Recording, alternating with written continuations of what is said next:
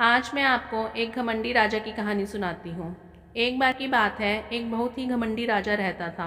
उसको अपने धन और खजाने पर बहुत ज़्यादा घमंड था।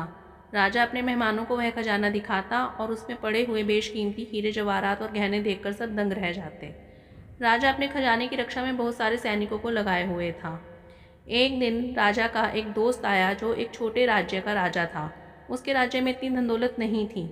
राजा उसको अपना खजाना दिखाने ले गया और कहने लगा, क्या तुम्हारे राज्य में भी इतनी धन दौलत है? क्या तुमने कभी इस प्रकार के कीमती गहने और हीरे देखे हैं? वह राजा मुस्कुराया और उसने कहा, मुझे यह बताओ, इन कीमती हीरों से क्या किसी का भला हो सकता है?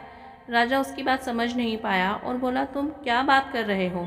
राजा का दोस्त उसको अपने छोटे से राज्य में ले गया और उसने राजा को बहुत सारी नई सड़कें दिखाई और जन कल्याण के बहुत सारे काम दिखाए। राजा बोला, देखो, मेरे राज्य में जितना भी धन आता है मैं उसका प्रयोग जन कल्याण में करता हूँ। इस तालाब के पानी का उपयोग सभी जीव जंतु, जंगल के जीव और गांव के लोग करते हैं। मेरे लिए यह कुआं तुम्हारे हीरों से ज़्यादा कीमती है। क्या तुम्हारे राज्य में भी ऐसे तालाब हैं जिनसे सभी की प्यास बुझ रही है? घमंडी राजा को अपनी गलती का एहसास हो जाता है और साथ ही उसको इस बात का भी ज्ञान होता है कि खजाने में रखे धन से किसी का कल्याण नहीं हो सकता। दोस्तों, इस कहानी से हमें शिक्षा यह मिलती है कि व्यर्थ रखे धन का फ़ायदा किसी को नहीं होता, बल्कि उसके होने से चोरी का डर लगा रहता है, जबकि जन कल्याण में उपयोग हुए धन का महत्व सबसे ज़्यादा होता है। धन्यवाद। कहानी आपको कैसी लगी? और ऐसी ही कहानियों के लिए चैनल को लाइक, शेयर एंड सब्सक्राइब कीजिए।